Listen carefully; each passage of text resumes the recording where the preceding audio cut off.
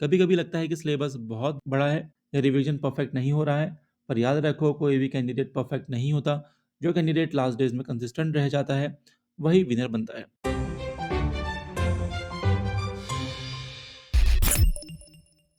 तो नमस्कार दोस्तों, कैसे हैं आप लोग? आशा करता हूँ कि आप लोग बढ़िया होंगे और सब कुछ एकदम बढ़िया चल रहा होगा। दोस्तों, आरआरबी पीओ मेंस में अब सिर्फ अराउंड 15 दिन का समय बचा है और आज का वीडियो उन सभी एस्पिरेंट्स के लिए है जो आईबीपीएस आरआरबी पीओ मेंस के लास्ट 15 डेज को अपना टर्निंग पॉइंट बनाना चाहते हैं। ये वो क्रूशियल फेज है जहां आपका डिटर्मिनेशन सबसे ज़्यादा मैटर करता है। आपने प्रीलिम्स में मेहनत की थी और अब मेंस आपका नेक्स्ट बिग स्टेप है। दोस्तों, मैं आपको दिल से एक बात बताना चाहता हूँ। बहुत बार स्टूडेंट्स लास्ट डेज में स्ट्रेस लेने लगते हैं और अपने आप को अंडर एस्टिमेट कर देते हैं।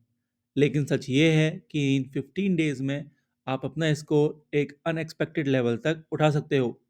बस आपको एक डिसिप्लिन्ड प्लान फॉलो करना है और खुद पर फेथ रखना है। तो चलिए दोस्तों, अब एक डीप पावरफुल स्ट्रेटेजी डिस्कस करते हैं जो आपको एग्जाम डे पर मैक्सिमम कॉन्फिडेंस देगी।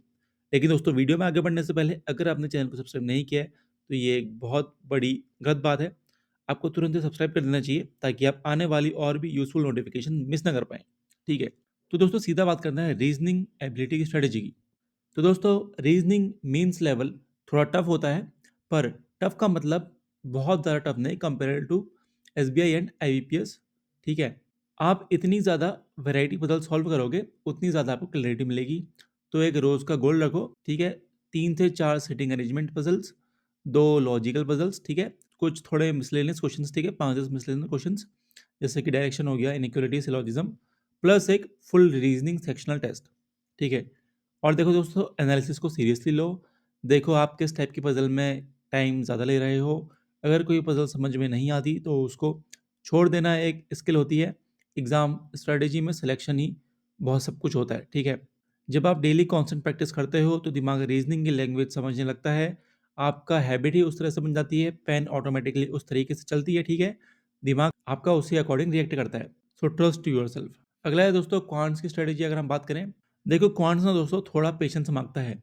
लास्ट के 15 दिनों में कुछ इंपॉर्टेंट पॉइंट्स फॉलो कर लो, जैसे कि रोज के 3 से 4 सेट्स डीआई सेट्स, ठीक है? नंबर सीरीज और क्वाड्रेटिक का क्विक रिवीजन, 15 से 20 मिनट टारगेटेड प्रैक्टिस, ठीक है? स्पीड मैथ्स की थोड़ा, और अरिथमेटिक के क्वेश्चंस, ठीक है? 15 से 20, और एक क्वांट सेक्शनल टेस्ट। डीआई पर स्पेशली टाइम दो।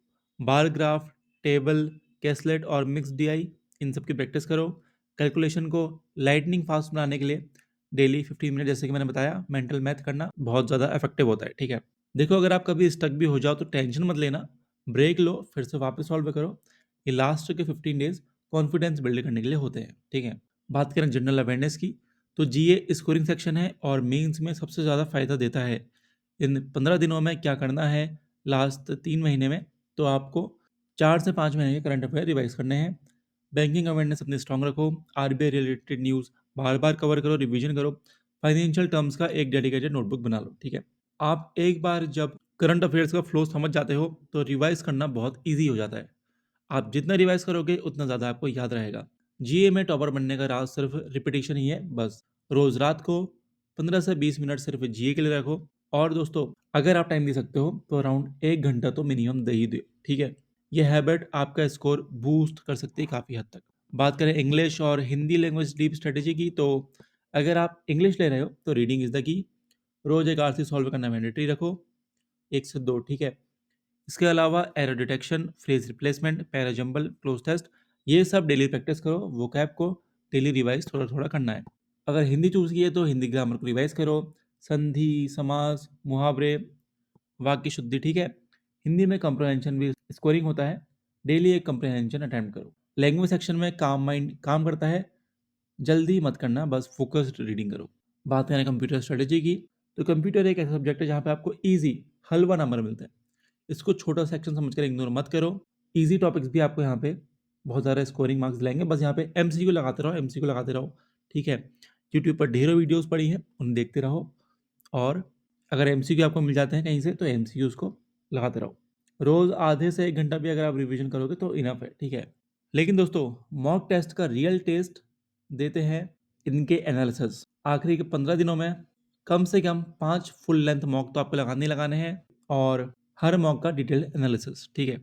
मॉक में स्कोर जहाँ कम हो रहा हो, वहाँ दोबारा उस टॉपिक को रिवाइज़ करो। आपका गोल ये नहीं है कि मॉक में 100% स्कोर करना, गोल ये है कि रियल एग्ज़ाम में जब आप दो, तो आप अपने माइंड को ट्रेन्ड कर रहे हो, ठीक है? मॉक देने के बाद नेगेटिव फीलिंग्स आ रही हो तो उसे साइड कर दो। आप प्रैक्टिस करने आए हो टूर्नामेंट के लिए नहीं। रियल एग्ज़ाम ही फाइनल मैच होता है। अब दोस्तों आप अपना डेली रूटीन कुछ इस तरह से रख सकते हो। रीज़निंग को आप अराउंड 1 से 2 घंटे दे सकते हो, क्वांट्स को भी 1 से 2 घंटे, जीए करंट अफेयर्स को रात में 1 घंटा मिनिमम, ठीक है? और इंग्लिश लैंग्वेज को भी अराउंड 1 आवर और कंप्यूटर को अगर आप आधा घंटा भी दोगे तो इनफ है और मॉक तो आपको 1 घंटा देना ही देना है। मॉक का एनालिसिस फिर आपको 1 घंटा करना है, ठीक है? और ये शेड्यूल आपको हर सेक्शन में बैलेंस बनाने में मदद करेगा। रेगुलरिटी से आपका कॉन्फिडेंस नेचुरली बिल्ड होता चला जाएगा, ठीक है? तो दोस्तों ये 15 दिन ही आपको बाकी सबसे अलग बनाएँगे। आपने प्रीलिम्स क्लियर किया है इसका मतलब आप में पावर ऑलरेडी है। मेंस आपसे सिर्फ थोड़ा और पेशेंस, थोड़ा और फोकस और थोड़ा और डिटर्मिनेशन माँगता है। कभी-कभी लगता है कि सिलेबस बहुत बड़ा है, ठीक है? या रिवीजन परफेक्ट नहीं हो रहा है, पर याद रखो कोई भी कैंडिडेट परफेक्ट नहीं होता। जो कैंडिडेट लास्ट डेज़ में कंसिस्टेंट रह जाता है, वही विनर बनता है। हर दिन एक पॉजिटिव थॉट के साथ पढ़ाई शुरू करो। अपने गोल को इमेजिन करो। इमेजिन करो रिजल्ट डे है और आपका नाम लिस्ट में है। वो फीलिंग आपको रोज़ मोटिवेट करेगी। आप जितना बिलीव करोगे उतना ही अचीव करोगे। हार्ड वर्क कभी वेस्ट नहीं होता। जो मेहनत अभी आप कर रहे हो, वो आपको लाइफ में एक स्ट्रॉन्ग पुश देगी। आप कैपेबल हो, आप डिटरमाइंड हो, आप सीख रहे हो, ग्रो कर रहे हो और आगे बढ़ रहे हो। सक्सेस बिल्कुल आगे ही है, बस आपको 15 दिन तक थोड़ा और सॉलिड एफर्ट्स देने हैं। Believe in yourself and move forward with confidence. You have everything it takes to succeed. मिलूंगा आपसे कुछ अंदर धमाकेदार वीडियो में। अभी लेता हूँ अलविदा, तब तक के लिए धन्यवाद।